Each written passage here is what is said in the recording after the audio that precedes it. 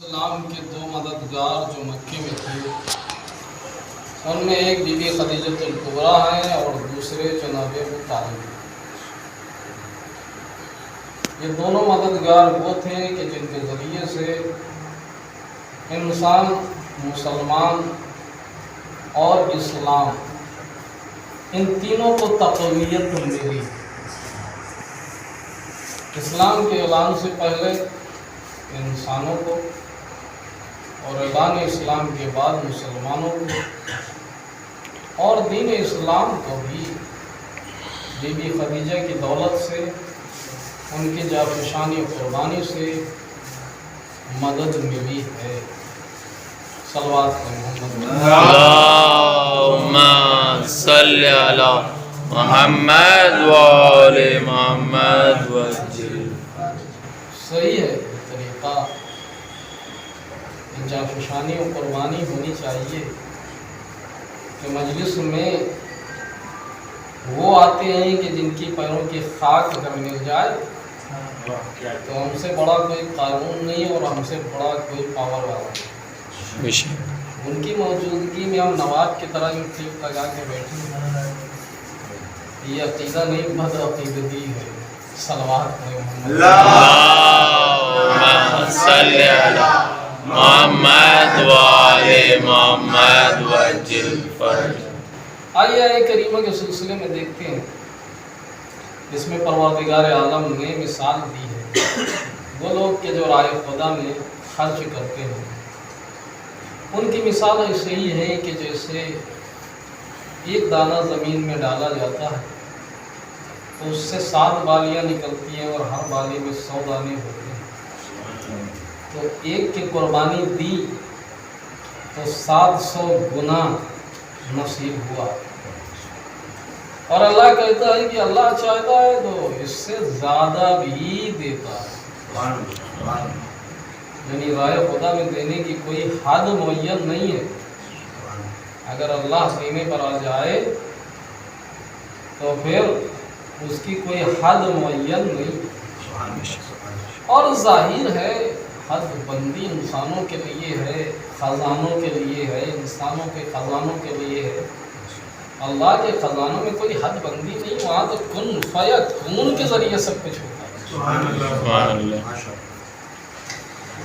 یہ ہمارے آپ کی دولت ہے، پیسے ہیں، جو کچھ بھی ہیں وہ ختم ہوتے ہیں، کم ہوتے ہیں، لیکن وہاں کوئی کمی واقع نہیں ہوتی۔ تو ایک مومن کو، جو مومن دنیا میں 1 روپیہ راہ خدا میں خرچ کرتا ہے تو اسے 700 روپیہ ملے۔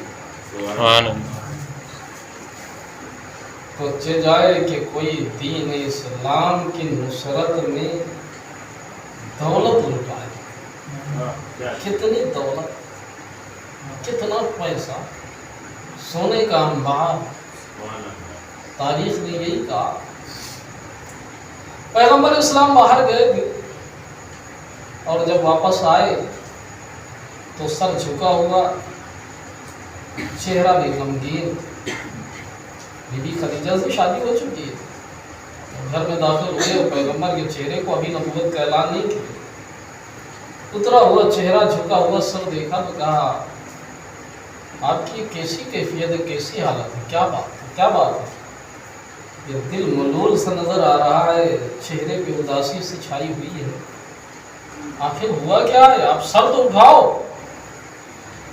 کہا خدیجہ نہ پوچھو، قحط سالی نے انسانوں کو مجبور کر دیا، بے بس کر دیا، فاقہ کشی لوگوں کے اوپر تاری ہو گئے۔ کیا چاہتے ہیں آپ؟ کہ اگر میرے پاس ہوتا تو میں لوگوں کو پیٹ بھرنے کے انتظام بیٹھ۔ اب تاریخ نے جو بتایا یہی بتایا ہے کہ جہاں جہاں ان کے پاس وہ تھیلیوں میں سونا اور چاندی رکھے تھے، نکال کے جب ڈھیر کرنا شروع کیا ہے تو اتنا ہو گیا کہ ادھر پیغمبر ادھر خدیجہ، نہ خدیجہ پیغمبر کو دیکھ پا رہا ہے نہ پیغمبر خدیجہ کو دیکھ پا رہا ہے، اتنا اونچا ڈھیر۔ کہا لے جاؤ سب آپ کے لیے، جس پہ چاہو خرچ کرو۔ پیغمبر لے جاتے رہے، خرچ کرتے رہے، لے جاتے رہے، خرچ کرتے رہے، لے جاتے رہے، خرچ کرتے۔ اعلان اسلام کے بعد یہ دولت خرچ ہوتی رہی، خرچ ہوتی رہی، خرچ ہوتی رہی، ختم ہو گئی۔ تو ایک عام مسلمان، ایک مومن اگر 1 روپیہ خرچ کرے راہ خدا میں تو اسے 700 ملتے ہیں۔ بی بی خدیجہ نے تو اتنی دولت سب لوٹا دی، ان کو اللہ تعالیٰ کی طرف سے کتنا کچھ نہ ملے گا۔ ایمان میں کتنا پختہ تھی بی بی خدیجہ۔ یا آپ دیکھیں کہ مکہ کی سرزمین پہ نماز کا جب حکم آیا تو پیغمبر پیش نماز اور پیچھے بی بی خدیجہ جماعت نماز ہوتی۔ علی بھی ہیں، مولا علی ہیں، اور ابو طالب تلوار لیے ٹہلنا ہے اور کہتے ہیں اے جعفر تو بھی آ، کھڑا ہو جا علی کی بازو۔ یہ نماز ہو رہی تھی، لوگ نماز پڑھنا، ابو طالب ٹہلنا ہے، میں دیکھتا ہوں کون رکاوٹ ڈالتا ہے تمہاری نماز میں۔ تو آپ دیکھیں کہ جماعت نماز میں سب سے پہلا نماز جماعت پڑھنے والی بی بی خدیجہ۔ تصدیق رسالت کے سلسلے میں علماء نے، مورخین نے یہی کہا ہے کہ علی نے تصدیق کی رمیز العشیرہ میں 3 سال چھپی ہوئی تبلیغ۔ ان 3 سال میں کس کس نے اپنے ایمان کا اظہار کیا؟ ایمان لایا نہیں؟ ظاہر ہے سب سے پہلے بی بی خدیجہ، میں سب سے پہلے علی کو بھی اظہار اعلان کرنا ہے، اعلان کرنا ہے، ایمان لانا نہیں۔ کہتے بچوں میں سب سے پہلے علی، لوگ ایمان لائے۔ ایمان لاتا ہے مجھے پہلے کافر لاؤ۔ تو جماعت نماز ہو رہی ہے، بی بی خدیجہ پیچھے پڑ رہی ہے، کوئی ڈر ہے نہ کوئی خوف۔ گویا محمد کے دین کے پرچار کے لیے یا اس پر عمل کے لیے دوسروں کو دکھا کر کے میدان میں وہ نماز پڑھ رہی ہے، کسی طرح کا کوئی ڈر اور خوف۔ اچھا جب اتنی دولت تھی تو زندگی بھی کیسی رہی ہوگی؟ ایک شاندار زندگی۔ جس کے پاس دولت ہوتی، جس کے پاس پیسہ ہوتا ہے، اس کا لباس بھی اچھا ہوتا ہے، سواری بھی اچھی ہوتی ہے، گھر بھی اچھا ہوتا ہے،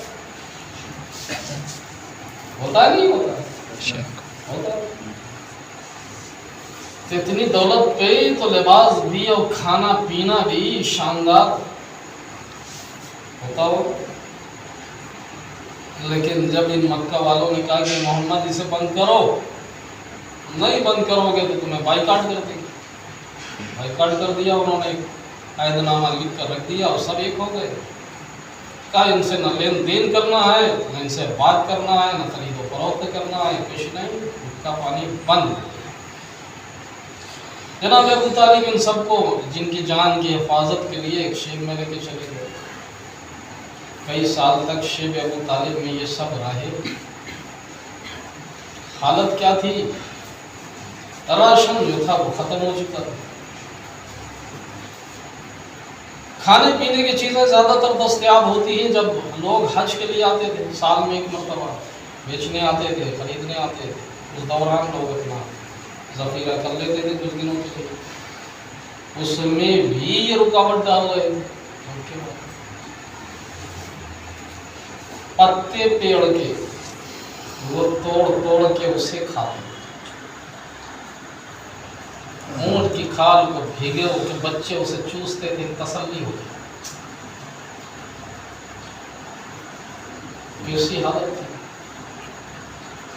کیا کوئی خاتون جو اتنی شان کی زندگی گزارنے والی ہو ایسی زندگی پہ صبر کر سکے؟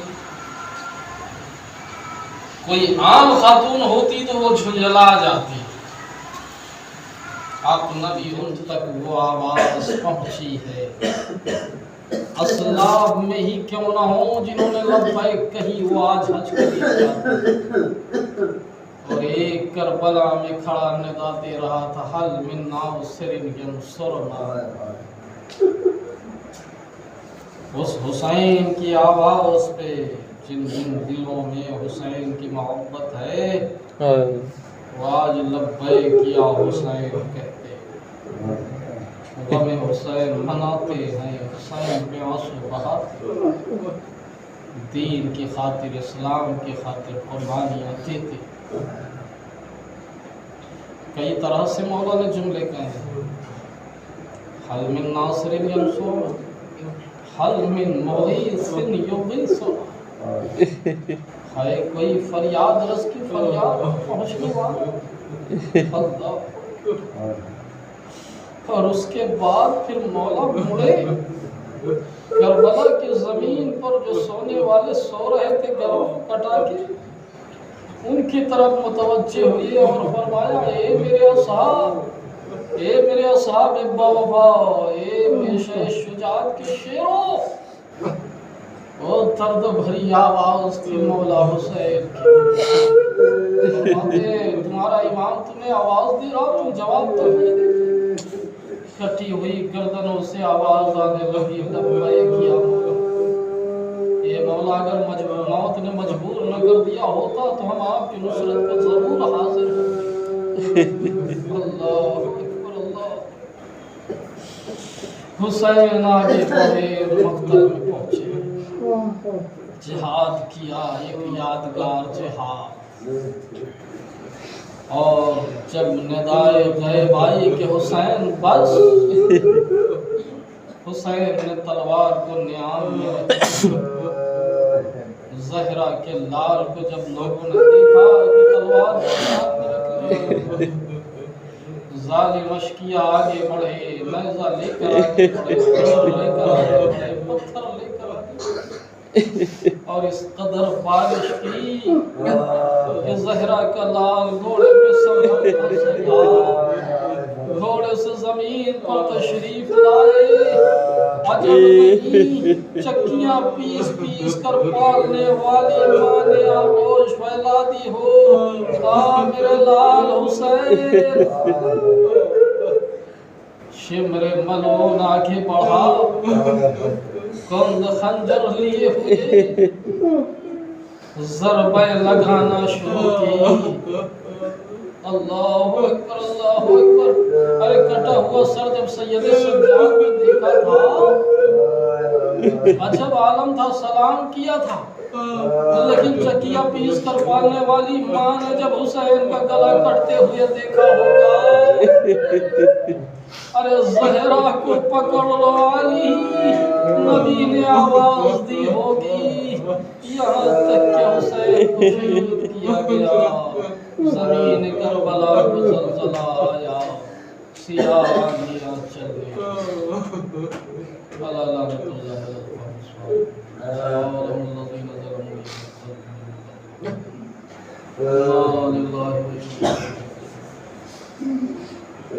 परवरदिगार हम सब के इस मुख्तसर से अमाल को